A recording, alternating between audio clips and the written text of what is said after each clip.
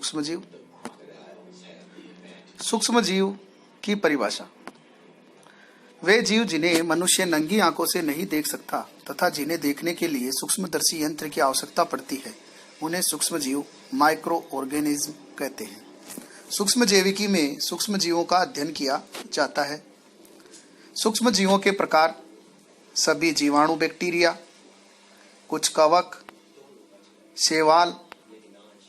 कुछ सूक्ष्म जीव विज्ञानी विषाणुओं को भी सूक्ष्म जीव के अंदर रखते हैं, किंतु अन्य लोग इन्हें निर्जीव मानते हैं।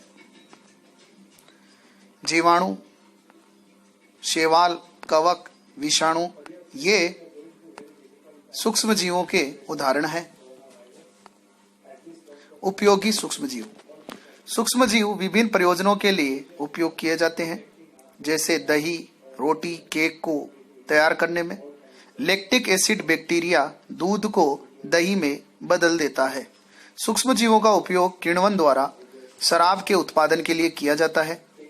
पर्यावरण की सफाई के लिए भी बैक्टीरिया से हानि रहित और उपयोगी पदार्थों में बदला जाता है। बैक्टीरिया भी दवाओं की तैयारी में इस्तेमाल किए जाते हैं। प्रतिजैविक यानी एंटीबायोटिक एक प्रकार के रासायनिक पदार्थ है जिनका निर्माण कुछ सूक्ष्म जीवों द्वारा होता है।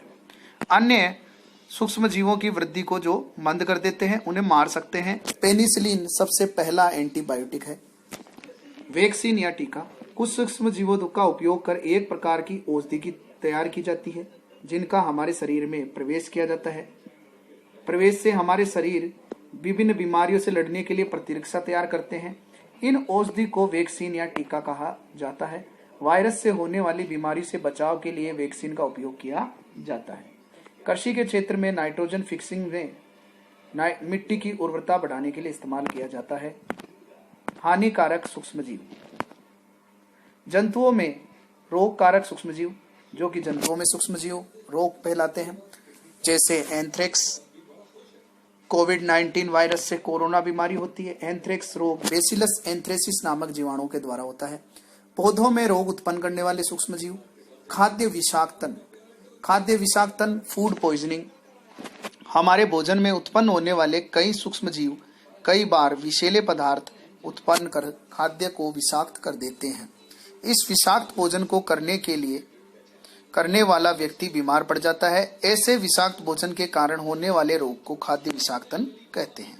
कई बार व्यक्ति की मृत्यु भी हो जाती है। अन्य महत्वपूर्ण तथ्य, जैसे एडवर्ड जेनर ने 1798 में चेचक के टीके की खोज की। 1929 में अलेक्जेंडर फ्लेमिंग ने पेनिसिलिन की खोज की। लुई पाश्चर ने 1857 में किण्वन की खोज की। सूक्ष्म जीव बर्फ के ठंडे मौसम से दलदली भूमि के लिए हॉट स्प्रिंग और रेगिस्तान को लेकर माहौल के सभी प्रकार में रह सकते हैं। सूक्ष्म जीव हवा, पानी में, पौधों और जानवरों के शरीर में पाए जाते हैं। ये एक कोशिकीय या बहुकोशिकीय हो सकते हैं। कुछ सूक्ष्म जीव फलीदार पौधों की जड़ों में पिंड में रहते हैं। ये मिट्टी में हवा से नाइट्रोजन को ठीक करने तथा मिट्टी की उर्वरता बढ़ाने के लिए कर सकते हैं। इसे नाइट्रोजन फिक्सेसिंग भी कहा जाता है या नाइट्रोजन स्थिरीकरण भी कहा जाता है। कुछ बैक्टीरिया और माहौल से मिट्टी तय नाइट्रोजन में मौजूद नीली हरी शैवाल नाइट्रोजन यौगिकों में परिवर्तित करते हैं। बैक्टीरिया मनुष्य की तुलना में ज्यादा देर के लिए पृथ्वी पर रह चुके हैं। उन्होंने कहा कि वे चरम परिस्थितियों में रह सकते हैं, यानी कि अत्यधिक ठंडे इलाकों में भी बैक्टीरिया रह सकते हैं और उबलते मड पोट्स में भी बैक्टीरिया जीवित रह सकते हैं। बैक्टीरिया जीवित कहाँ नहीं रह सकते? जहां इन्हें कोई माध्यम ना मिले। समाप्त। धन्यवाद।